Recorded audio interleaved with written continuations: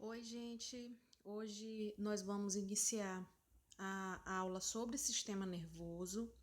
Essa aula especificamente para o terceiro ano, tá bom? Então, vamos relembrar alguns conceitos. Vocês já começaram a trabalhar a questão dos sentidos, né? Então, a gente vai ver agora como que esses sentidos são interpretados pelo sistema nervoso, tá bom? O sistema nervoso, ele é composto por duas formas. É o sistema nervoso central e o periférico. O sistema nervoso central, como está sendo descrito aqui na imagem, ele vai ser composto pelo encéfalo e medula espinal ou medula espinhal, as duas formas de falar tá correto, se vocês forem pesquisar, vocês podem achar nos dois termos, tá certinho. E o sistema nervoso periférico, que é aquele formado por gânglios e nervos. O sistema nervoso central, ele basicamente está no eixo, né? Cabeça, coluna vertebral. Já o sistema nervoso periférico são as regiões periféricas ao nosso corpo, são os membros superiores e inferiores. O sistema nervoso central, ele vai ser formado pelo encéfalo, como já falei anteriormente, e pela medula espinhal. Porém, o encéfalo ele tem essas três subdivisões, que é o cérebro, cerebelo e tronco encefálico, porque eu vou falar mais adiante qual é a função específica de cada um. Já a medula espinhal, ela vai estar envolvida e protegida pelas vértebras, como vocês estão vendo aqui nesse slide.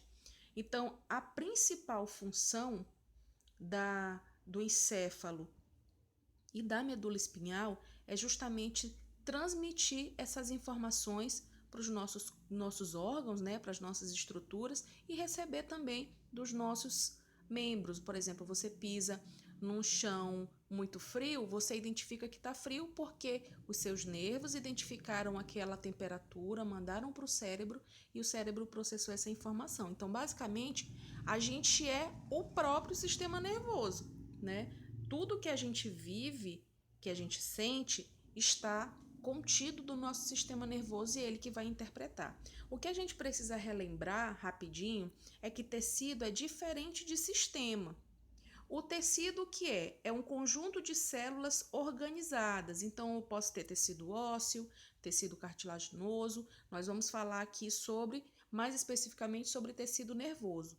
Já o sistema, ele vai ser um conjunto de órgãos que realizam determinada função, que é o caso que a gente está falando aqui. O sistema nervoso, ele vai ser formado por diversos órgãos.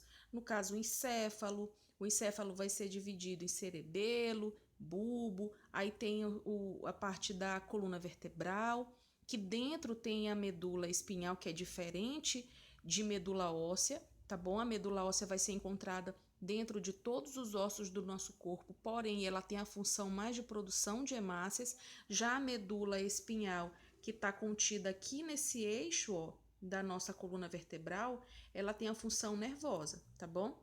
Aqui eu mostro para vocês que o sistema nervoso central está descrito em vermelho, é esse eixo, e o sistema nervoso periférico está em azul, que são formados pelos gânglios e pelos nervos. Então, o nosso sistema nervoso, ele compreende todo o nosso organismo, nenhuma parte do nosso corpo está isenta dele, tá bom? Então, sempre a gente tem aí que ter isso em mente, o sistema nervoso, ele está em todo o nosso corpo. A célula que vai mais ser trabalhada e que é a célula nervosa, né? É o neurônio. Acredito que vocês já tenham visto essa imagem em algum lugar, aqui nessa região corpo celular, que é basicamente onde se encontra o núcleo da célula. Tem aqui essa região do axônio, que é essa cauda longa, né? E tem os dendritos, que como se fosse uma mão. Se você esticar a sua mão, você vê a palma da mão como corpo celular, os dedos como os dendritos e os braços como o axônio. E o impulso nervoso vai nessa direção aqui, ó, da esquerda para a direita, né? Da região do corpo celular para o axônio.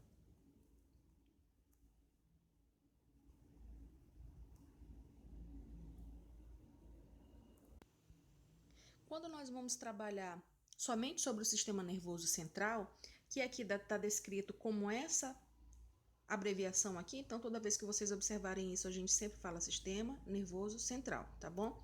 A gente vai falar sobre o encéfalo agora, e o encéfalo ele vai ter essas porções: cérebro, cerebelo e bulbo. Vamos falar agora sobre o cérebro, que é essa região toda descrita aqui, ó, dentro da caixa craniana, que é uma estrutura óssea específica para a proteção do encéfalo, mas a gente acaba chamando tudo isso aqui de cérebro, tá? Mas tem as suas especificações. Ela vai ser formada por dois hemisférios, e esses dois hemisférios estão descritos aqui na imagem. O lado direito, ele acaba sendo mais trabalhada a questão da imaginação, das artes, né? Da consciência musical, como está aqui, e lado esquerdo mais a parte do raciocínio lógico. Esses dois hemisférios, eles estão interligados, porém, se você sofrer uma lesão do lado direito, o seu lado esquerdo que vai responder. Ou seja, se você sofreu um baque e houve um traumatismo craniano aqui do lado direito, o seu corpo vai responder do lado esquerdo, tá bom? Justamente porque essas informações elas acabam sendo cruzadas. Vou explicar mais adiante para vocês. Vejam aqui na imagem que eu coloquei, que aqui tem a caixa craniana, né? São ossos justamente resistentes, porém eles são ossos chatos, ossos planos. Confere uma proteção grande para a região do encéfalo, tá bom? Aqui essa imagem eu acho ela muito interessante porque ela é de uma amostra, né, de imagens realmente de corpos verdadeiros, que é Maravilhas do Corpo Humano. E aqui está um corpo dividido, a região da cabeça, né, foi dividida ao meio para justamente mostrar a região do sistema nervoso, do cérebro, com a questão aqui da medula, os nervos. Isso aqui é uma imagem real e é fixada geralmente com parafina, outros produtos químicos que eles colocam para o corpo não entrar em decomposição. E aí, ó, eu quero que vocês prestem atenção que as meninges, vocês acredito que já ouviram falar muito sobre meningite, né, que é uma doença infecto-contagiosa causada pela inflamação das membranas que recobrem o cérebro e medula espinhal. Então, essas três membranas aqui, dura mater, aracnoide e pia mater, elas recobrem o sistema nervoso central. Caso ocorra algum tipo de inflamação, de infecção, o sistema nervoso ele vai responder com algum tipo de sintoma, né? A pessoa, ela, no caso da meningite, pode ter sequela. Se for uma meningite bacteriana, que ela é mais perigosa do que a meningite viral e altamente contagiosa. Então, a pessoa que está com meningite, ela precisa realmente ter um acompanhamento médico muito de perto e não pode ficar próximo de outras pessoas porque acaba transmitindo pelo ar a doença. No caso do cerebelo, como vocês estão vendo, essa imagem aqui é uma imagem que tenta retratar de forma mais realista o encéfalo. O cerebelo é essa parte bem aqui, ele vai geralmente participar mais da questão do equilíbrio, localização. A pessoa quando ingere alguma bebida alcoólica, acaba sendo essa região que é afetada, por isso que a pessoa fica tonta, porque o corpo não consegue, o cérebro não consegue trabalhar com todo aquele álcool que está recebendo. Então, aquele álcool ele vai afetar a região onde promove o equilíbrio corporal. Se não está havendo equilíbrio, por isso que o bêbado geralmente anda tropeçando, cai, perde equilíbrio e por aí vai. Aqui é um corte longitudinal do encéfalo. Isso aqui é uma imagem real que mostra todas essas dobras aqui, justamente porque o cérebro tem muita conexão nervosa, tem muita região aqui, cada dobra dessa daqui, cada região é específica para uma determinada função no nosso corpo. E aqui está o cerebelo. Essa região aqui fica mais ou menos na parte da nuca. O tronco encefálico é essa região que está sendo demonstrada bem aqui, tá bom? O tronco encefálico ele vai ser formado pela ponte medula oblonga. Essa medula oblonga vocês também podem encontrar com o nome de bulbo. Então vai ser uma região que controla os movimentos respiratórios e cardíacos, vai controlar também tosse, deglutição e vômito. Então colocando aqui basicamente o que é e quais são as funções. Já a medula espinhal. A medula espinhal, ele é um cordão cilíndrico composto de células nervosas. Eu quero que vocês olhem aqui para relembrar como que é uma célula nervosa, tá bom? Tá aqui essa região que eu já falei, né? Corpo celular, aqui a região do axônio e os dendritos. Então, essa aqui é a célula nervosa chamada de neurônio.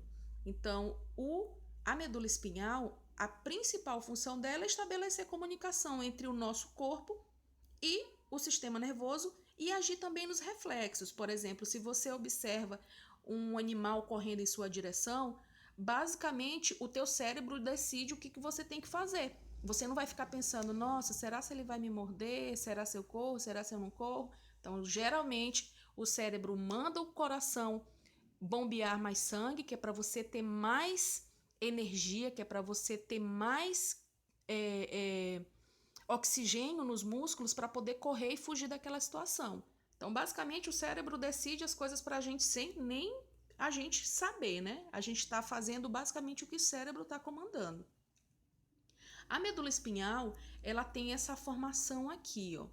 Essa região da substância cinzenta aqui do centro, substância branca, e ela também tem as 3 meninges recobrindo ela, ó. A mesma meninge que recobre lá a região do encéfalo também vai recobrir a região da medula óssea.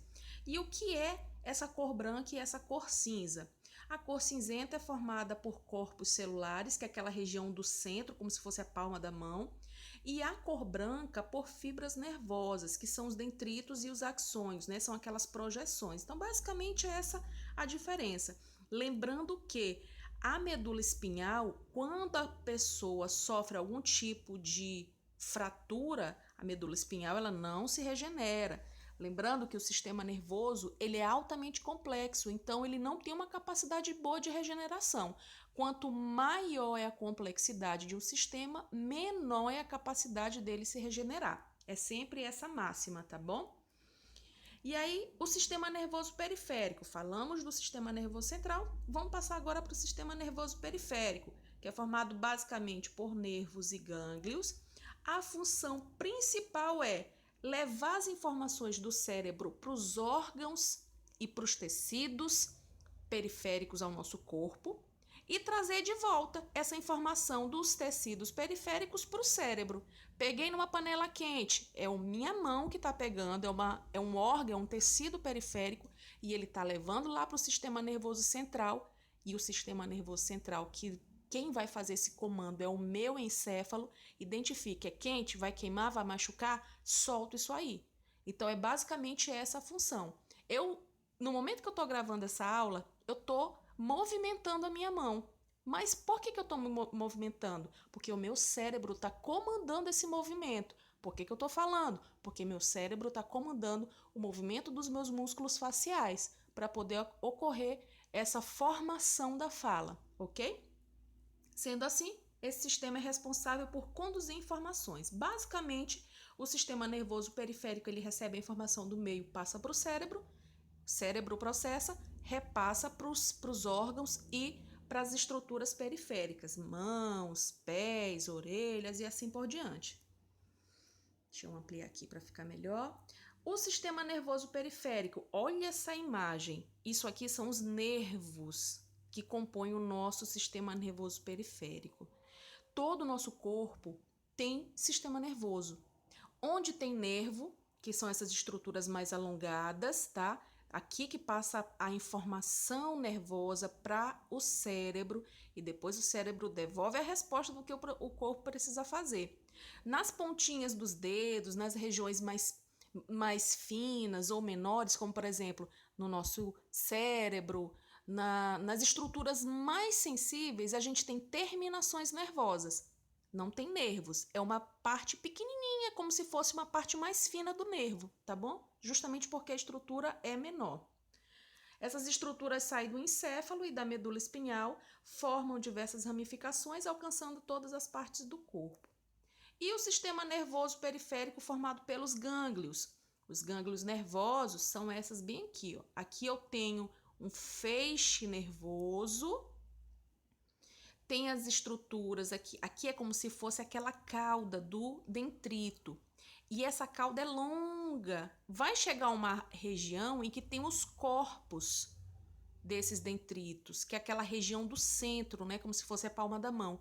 Onde esses corpos celulares se agrupam, formam os gânglios nervosos.